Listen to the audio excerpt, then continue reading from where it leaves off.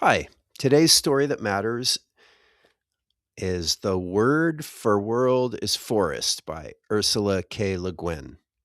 This one's different from the other stories that matter that I've done so far in that this is more of a positive vision of survival rather than a warning story of what not to do. It's a utopia story in a way. Le Guin writes a lot of not perfect utopias, but she has a lot of societies in the way that her world of writing has all these humans on different planets that have evolved in different ways because they've been left alone for hundreds of thousands of years.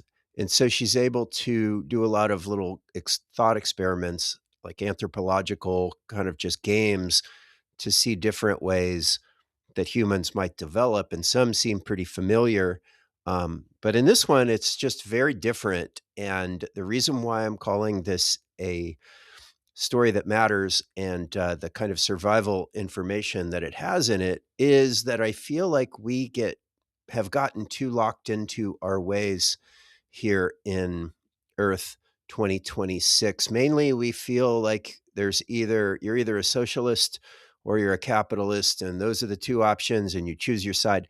That's obviously a stupid binary, especially since every successful country in the world right now is a mix of socialist programs and free market society, and it just depends upon how much of one you have rather than the other. However, if you think about evolution of society, and if humans are still around in 10,000 years or something like that, the world is probably not going to look like what it looks like right now. So Le Guin in this wonderful novel shows a society that is radically different from what we have here. And I think it gives us a little clue as to a direction we could at least start thinking in terms of brainstorming alternatives to where we are. It takes a few visionaries to come up with new ideas that move society along.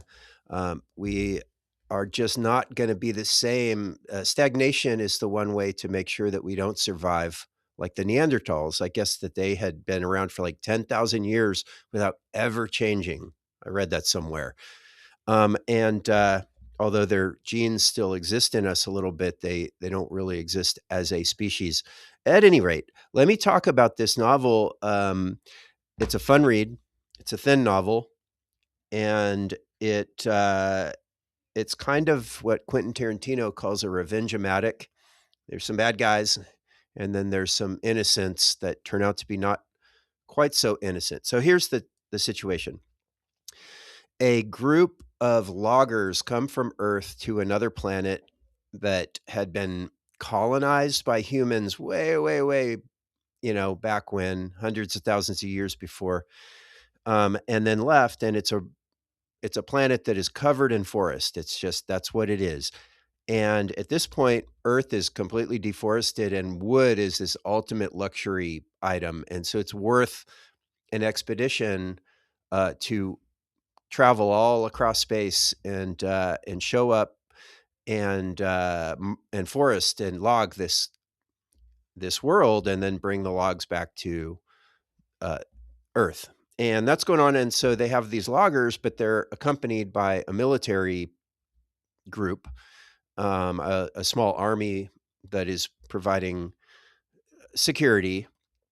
And then there's also a few scientists around and who are there to study what's going on in this world.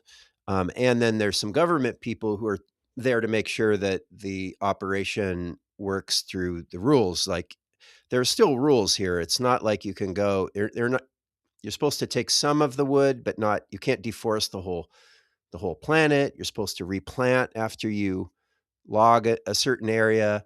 And you're not supposed to make the species that live there go extinct. And you're supposed to play nice with the local inhabitants, and you can hire them to work for you, but you need to treat them with a certain amount of respect. Of course, what happens, unfortunately, is that the army is really in control of everything because they have the guns. and they pretty quickly just say the rules aren't for us. Like, no, who's going to stop us? Earth is like light years away. There's nobody, even just communication takes forever to go back and forth. So you have the army. The main character is a kind of a villainous character named Davidson, Don Davidson, and this really degrades the story a little bit, I have to say. But the moment I started reading this guy, I pictured Pete Hegseth. Like, he just seemed like exactly the guy. Of course, this was written, sorry, I didn't look at the date, but decades before now, probably the 70s or something, maybe later, but it predates our current political situation here in the United States. But the guy just has this, he's a good looking, kind of physically fit guy who's gung ho and just tremendously aware of his own machismo and all and insecure. You could just feel the insecurity right below the surface. And he's a capable guy. He's not dumb. And he gets things done, but he is just has no moral code. The rules don't apply to him. And his one weakness is overconfidence, and also he underestimates those around him, particularly the indigenous people who he finds on this planet. He's always aware of the IQ of he's like hacked into private files on all the people around him to see what their IQ is, and the people that are of lower IQ than him, he knows to denigrate and doesn't worry about them. And then the ones that have higher, he makes sure he physically dominates them. So he's always, every interaction between him and another character is a domination game. And he's quite good at it. And he bullies the chief scientist who's interested in the world for scientific reasons. And the main thing that he does wrong, Davidson, is that he treats the people that live there, they're people, but they have evolved completely differently from humans, Homo sapiens on Earth, in that they have they have completely adapted to their world, which is a forest world. And instead of investing in technology, they live in burrows and they've grown hair all over their body, like fur. They've got this green fur and they're small, but kind of buff, but small. And I hate to say it, but they really seem like Ewoks.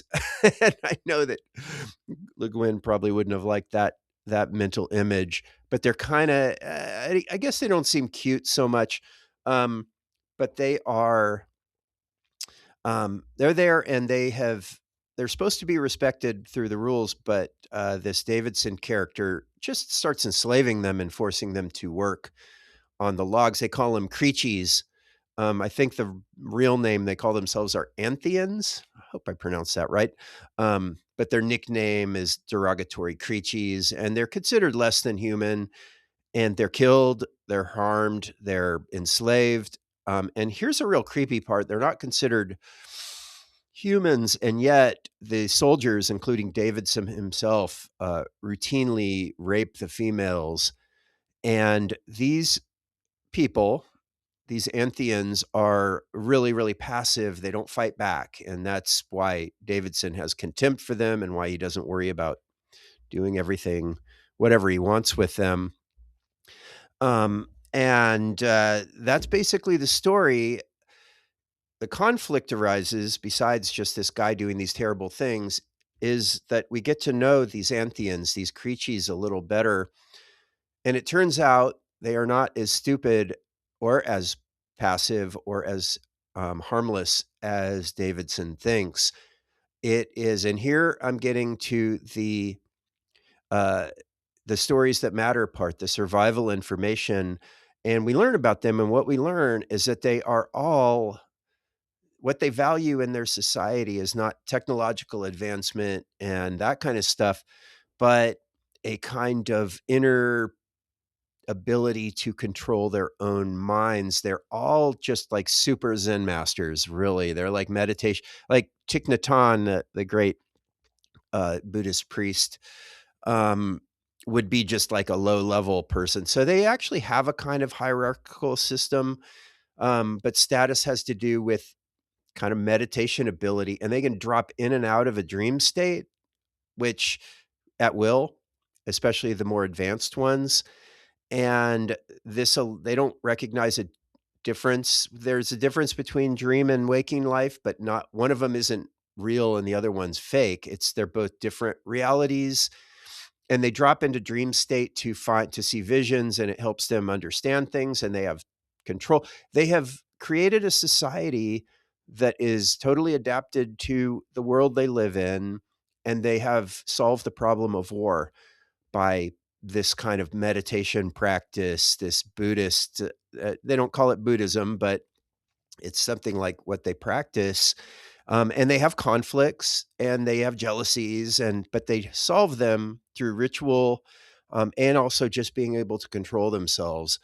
Um, and they've been like this for a long time, but this ability to dream and think and control themselves eventually leads them to understand that with these earthlings who've come here to um, abuse them, that they're going to have to change. They're going to have to change their pacifism, and they do. And it is a very satisfying read when they start fighting back. And that's not a spoiler because it says it right on the book jacket.